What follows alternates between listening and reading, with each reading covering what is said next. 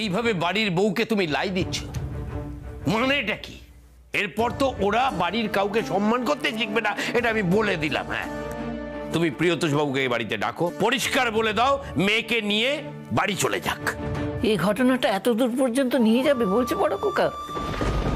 না না না না ঠাম্মা, আমি তখনও বলেছি এখনো বলছি, পর্ণা যদি এই বাড়িতে থাকে আমি কিন্তু কোনো কিছুর বিনিময়ে এই বাড়িতে থাকবো না। বাবা একদম ঠিক কথা বলেছে, তুমি পর্ণার বাপের বাড়ির লোকজনকে ডাকো, ডেকে কথা বলো। ঠাম্মি আসবো?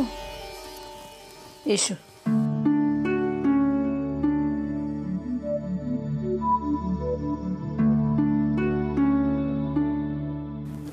আমায় ক্ষমা করে দিন দাদা,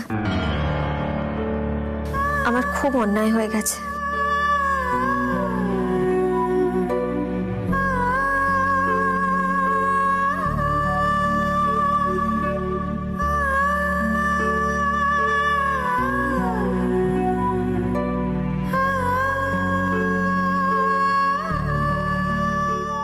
মানে তুমি কি জুতো মেরে আমায় গরুদান করছো নাকি? তুমি তখন উঠোনে সবার সামনে আমাকে কি কি বলেছো তোমার মাথায় আছে? বিশ্বাস করুন দাদা, আমার আসলে মাথা ঠিক ছিল না তখন। আমার মুখ দিয়ে যে কি কি বেরিয়ে গেছে আমি সত্যি জানি না, কিন্তু আপনি বিশ্বাস করুন আমি কিন্তু একবারের জন্য আপনাকে অসম্মান করতে চাইনি বা অপমানও করতে চাইনি।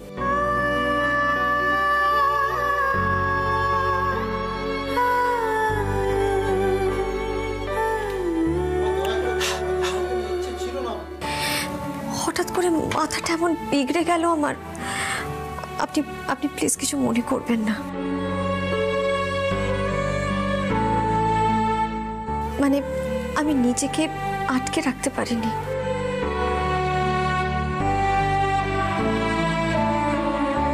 মানে তোমার মাথাটা কি খারাপ আছে নাকি? হ্যাঁ, ডাক্তার টাক্তার দেখিয়েছো কখনো?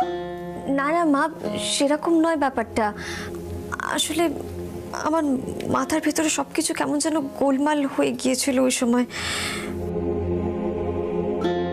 যাই হোক, যা হয়েছে সেটা খুব খুব খারাপ হয়েছে, তার জন্য কিন্তু আমি সত্যি খুব লজ্জিত।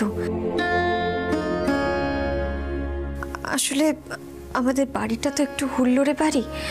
আমার বাবা লোকজনকে খুব ভালোবাসে আর হই হুল্লোড় করতেও খুব ভালোবাসে। প্রথমবার জামাই যাচ্ছে বাড়িতে, সেই জন্য আর কি সব রকম হুল্লোড়েরই ব্যবস্থা করেছিল বাবা। আমি বিশ্বাস করো, তোমার নাতিও কিন্তু আপত্তি করেনি তাতে। তাই আর কি বাড়িতে সবাই মিলে একটু হই হুল্লোড় করছিল, আর ঠিক সেই সময় মা ওখানে গিয়ে পৌঁছয়। যাই হোক, যা হয়েছে তার জন্য আমি সবার কাছে ক্ষমা চেয়ে নিচ্ছি। আমি আর কখনো কারোর মুখে মুখে কথা বলবো না ঠাম্মি।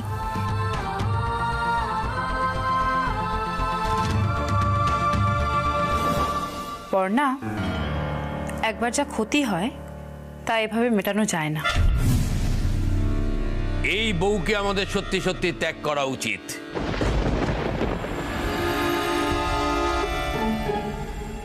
কিন্তু আমি জানি সেটা হবে না, কারণ এ বাড়িতে সবার তো দয়ার শরীর, তাই না?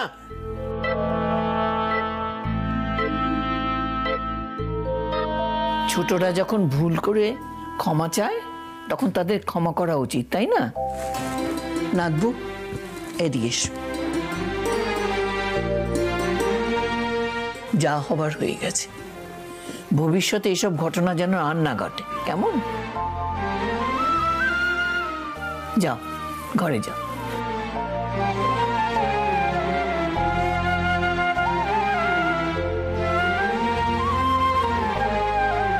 বাহ, হয়ে গেল 7 খুন মাপ। তাহলে কি করা উচিত? ফাঁসি দিবি পর্ণাকে? অদ্ভুত কথা বলিস, ও তো ক্ষমা চাইলো নাকি? বাস, এই প্রসঙ্গে এখানে ইতি টানো সবাই, এটা আমার অনুরোধ। এই নিয়ে যত কথা বাড়াবে ততই বাড়বে, মনে রেখো, বউকে কিন্তু আমরাই ঘরে এনেছি। বউকে বাপের বাড়ি পাঠালে আমাদেরও মুখ ছোট হবে।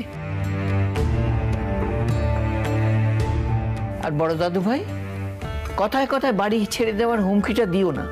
এই বাড়ি ছেড়ে যাওয়ার ক্ষমতা কারণ নেই। যতদিন আমি বেঁচে আছি ততদিন।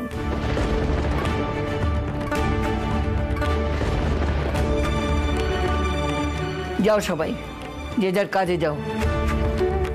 আমি একটু নিশ্চিন্তে মালা জপ করতে চাই।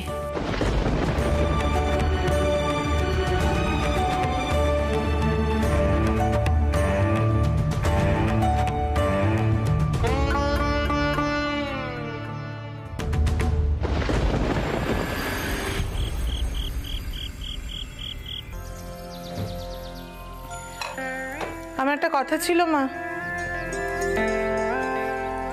পর্ণার সতীমঙ্গল ব্রত পালন করার সময় এসে গেছে। হিসেব মতন কালকেই হওয়ার কথা। আমি কিন্তু ভট্টাচার্য মশাইকে ডেকেছি।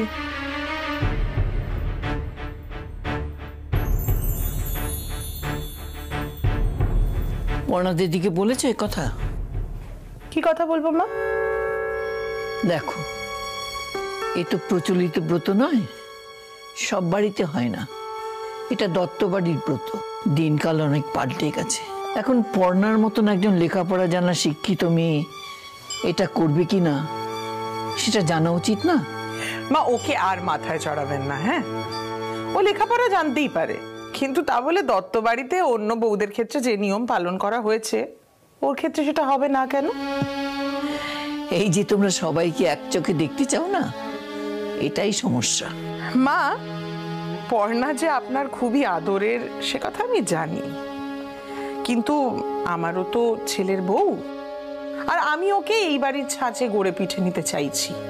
না হলে কাল অয়নের সঙ্গে যে ঘটনাটা ঘটেছে সেটা এবার সবার সঙ্গে ঘটবে। মানে পর্ণাকে যখন তখন ভূতে ধরবে, আর ও যখন মুখে যা আসবে তাই সবাইকে শুনিয়ে দেবে। ওকে একটু বুঝতে দিন না মা, যে ও দত্তবাড়ির বউ।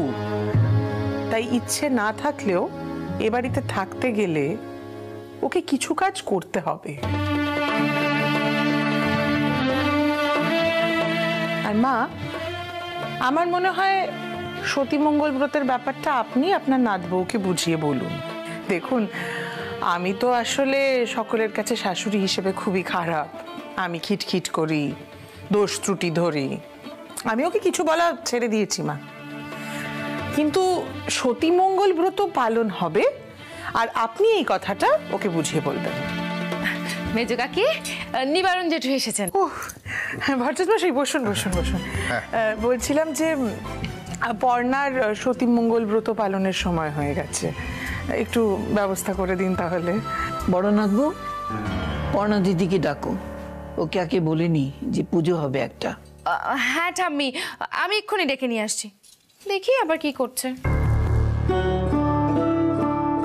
নিবারণ, একটু ছোট করে আয়োজন করো। কেন মা, ছোট করে কেন? আমার একমাত্র ছেলের বউ, পাড়া প্রতিবেশী সবাই আসবে, বড় করে আয়োজন হবে। ভট্টাচার্য মশাই, আপনি কিন্তু আয়োজনের কোনো ত্রুটি রাখবেন না, কেমন? এসো পড়না, এসো। মেজো কাকি। ও নিবারণ জেঠু, ভালো আছেন তো? এই তো মা আছি। তুমি ভালো তো? ঠাম্মি, আমাকে ডেকেছিলে? কিছু বলবে ঠাম্মি? ও মেজো কাকি, বলছি নিবারণ জেঠু তো এখন লিস্টি করবেন, তাই না? আর পর্ণার ব্রত যখন বড় করেই উদযাপন করা হচ্ছে, তাহলে ষোড়শ উপচারের পুজোটাও হয়ে যাবে, তাই না? হ্যাঁ, সে তো ভালো কথা। মা বলেছিল আমাকে জেনে জানাতে। কেন? ওই কি সব ব্রত টত হয় বাড়িতে। ঠাম্মি, বলছি আমার ব্রত মানে কিসের ব্রত গো? কাল অবশ্য বর্ষা বলছিল কি সমস্ত ব্রত টত রয়েছে, কি ব্রত হবে? গিন্নিমা, তাহলে আপনি নাত বউকে এই ব্রত নিয়ে বোঝান। আমি ততক্ষণ বাইরে গিয়ে লিস্টিটা করি, কারণ ষোড়শোপচারেই তো পুজো হবে, তখন অনেক উপকরণই তো লাগবে। ও মা, উপকরণ দেবো নাকি একবারও বলেছি ভট্টাচার্য মশাই, আপনি লিস্টটা করুন। আর মা, আপনি তাহলে পর্ণাকে একটু বুঝিয়ে বলে দিন ওকে কি কি করতে হবে। হ্যাঁ, আমি বরং বাইরে গিয়ে ওই শান্তমণি লিস্টিটা বানাই। হ্যাঁ হ্যাঁ।